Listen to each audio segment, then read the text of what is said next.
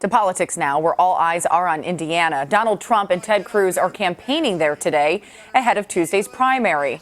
This is a live look right now at Trump's rally in Terre Haute, Indiana. 57 delegates are at stake there on Tuesday. And Donald Trump is holding on to his wide lead, according to a new poll out today. He has 49% support in the state. Cruz is 15 points behind with 34%, and Kasich has 13%. Cruz has no mathematical shot at securing a first ballot nomination. His strategy now? Unify the anti-Trump vote and try to stop Trump from getting the delegates he needs for a first ballot win. Cruz spoke with John Dickerson on Face the Nation. If the choice is that clear and has been for some time, why have 10 million people voted for Donald Trump? That's many millions more than you. He's got 300 or so more delegates. I mean, were those people confused about the choice? Did they miss something?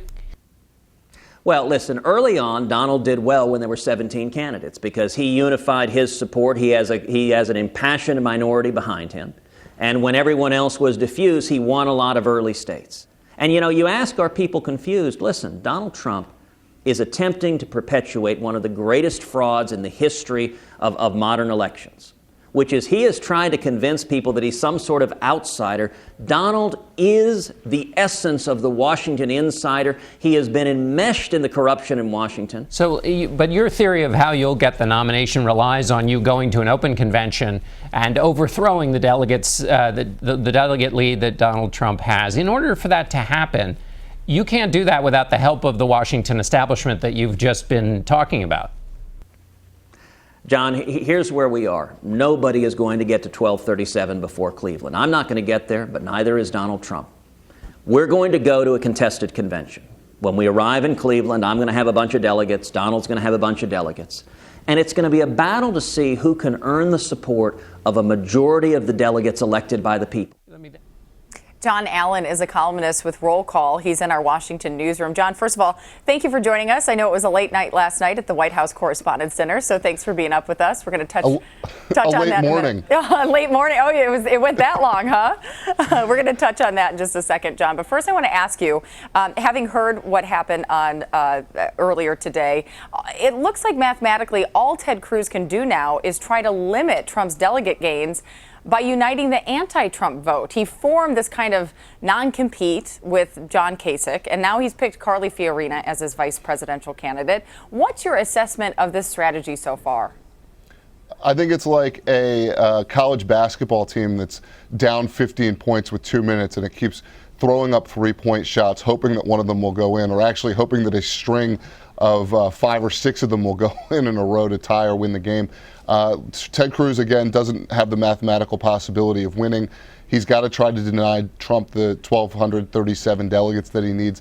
It's not clear that he's going to be able to do that. If Trump wins in Indiana, picks up a bunch of delegates there, he looks like he's on path to win the nomination on the first ballot, whether that's done through the primaries or through the primaries plus getting some of the unbound delegates that will be at that convention. John, before we get to the next set of questions, we want to go to Terre Haute, Indiana right now, where Donald Trump is holding a rally. Let's listen into that. Even 60, but we had Maryland, Connecticut, Delaware, Rhode Island.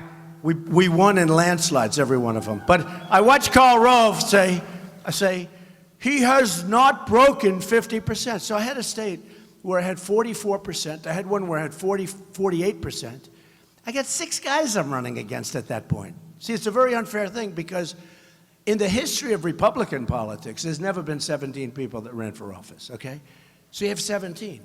So let's say we go into the first state and you had 17, and then you go down to 15, then you go down to 12 or 14 or something. And I'm getting 30s and 35s and 40s.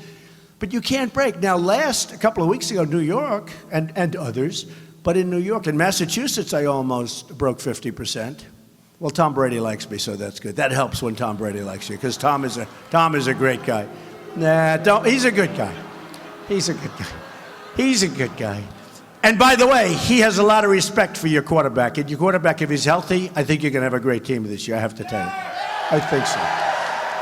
It's like life. You have to stay healthy, folks. We have to all stay healthy. But in Massachusetts, I did great, right? And then you go down to Alabama, I did great. But when you have 7, 8, 9 people, and then you get 44 or 42%, And the bottom line, here's what it all is. It's a bad system. It's a rigged system. The delegate stuff is really dishonest because you can go and buy delegates. You can take delegates to dinner and hotel rooms and take them for a cruise to Paris. But who wants to go to Paris? I'd rather stay here. But you can do whatever you want to do. You can do whatever you want to do. But the way you beat the system is the way we're beating the system. We're getting so many votes, there's nothing they can do. It's like a disaster for them. It's like a disaster. So, Cruz, with his phony rhetoric, everything's so dramatic. Please. I had television. I should be watching. I'm coming up on television. He was speaking, the hand and the flourish. A simple statement. And I can't watch. I turned it off. I can't watch. But darling, he's speaking about you. I said, I can't watch the guy. And other people agree. In fact, when he goes on, his ratings go like this. The ratings for television, which isn't a good thing. That's why they have me on so much. That's true. They put me on not because I'm a nice person, which I hope I am. They put me on because I get great ratings, okay? Okay? And you know why I get great ratings? Because I'm real. People get it. People get it. And I get great ratings because I'm real. Now, actually, television doesn't care about poll numbers. You could be at the bottom of the poll, but if you're getting great ratings, you're going to be on, all right? You can come up with the cure to a major, horrible disease. And if you don't get ratings, you're not on. They won't even announce it. This is the way they are. Now, the press, that's a good group of people. Extremely dishonest people. We know that, okay? Extremely dishonest. Like beyond belief, all right? Beyond belief. We had a crowd, 31,000 people the other day. That's where they had some little problems outside where these thugs were jumping on police cars. And honestly, the police are great. The police in this country are incredible people. Incredible people. But they're under tremendous restrictions. And, you have a thug like that pounding the car, causing, probably totaling almost the car. He's jumping on the roof. And the roof is caved in, and the hood's caved in. And you gotta be tougher. You can't let people do that. You can't let people do that. I mean, this guy should be put in jail for 5 years. He'll never do it again, I promise. But they have a policy with hands off, and if a cop touches him by mistake, they lose their career, they lose their pension, they get fired. Our police in this country are incredible, and they really put up with a lot. And it's a shame, and I love them, and we have to respect them. And I just met your chief and a lot of your police officers outside. These are incredible people. And all over the country, the police departments are supporting me. All over the country. So I appreciate it. But we had 31,000 people in California. 31,000 for that one. I just flew in to do it, then I flew back here. And we had 31. We're going to do great in California. I think we're up to 49 or 50%. And by the way, polls just came out here, just now, NBC Wall Street Journal. We have a 15-point lead. 15.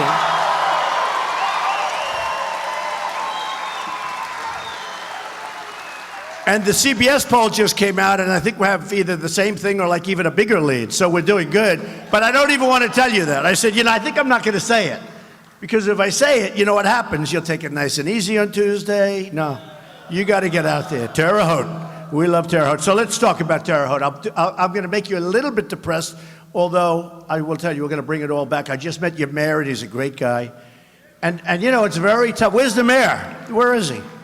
Mayor, you're doing a great job. He needs a little help from the federal government, I will say that, right? Like we have to stop devaluation of their currencies, and, we need a little help. I tell about Indianapolis. I've been talking about Carrier from the first day it happened, which was when I saw the cell phone tape of that firing. And I've been talking, nobody else has. Now they're all picking it up. They're all saying, let's talk about Carrier. I've been talking about this thing for 3 months, 4 months, whenever it is they made that in every speech practically, because it's emblematic of what's happening in the country. And it's emblematic on Terre Haute, the same thing. Let's see, you've lost 1 in 7 jobs, manufacturing jobs since the recession. That's only in 2007. Labor force in the city is nearly 8,000 people smaller today than it was 25 years ago. Don't worry, Mayor, we're bringing it back. Stay in office, don't leave me. We're bringing it back. It's impossible. Local government, you can't compete. When they're moving to places where they make the product, and they do you phony. You know, I study this stuff. I love this stuff, but it's simple devaluation. We've been listening to Donald Trump at his rally in Terre Haute, Indiana. I want to bring back in Jon Allen, columnist with Roll Call from our Washington newsroom, who was joining us just before we went to take that. Now, no surprise, John, there that Donald Trump went after Cruz, calling him phony, all the rhetoric's phony, calling the media dishonest. And then he went back to what we've heard in the last several stops about these thugs that have blocked his way when he was in California specifically over the last week. Trump is leading very big right now in Indiana there. What does a Trump win do for Cruz and Kasich's strategy? I think it further blows them out of the water. I think they've managed to be able to hang on by a thread and continue some stories after last Tuesday's Acela primary, if you will, where Trump won 5 states. They've been able to keep this storyline going that they still have some chance to stop him. I think he wins Indiana, and that really falls away. And I think the coverage of Cruz and Kasich will fall away, as will their campaign contributions.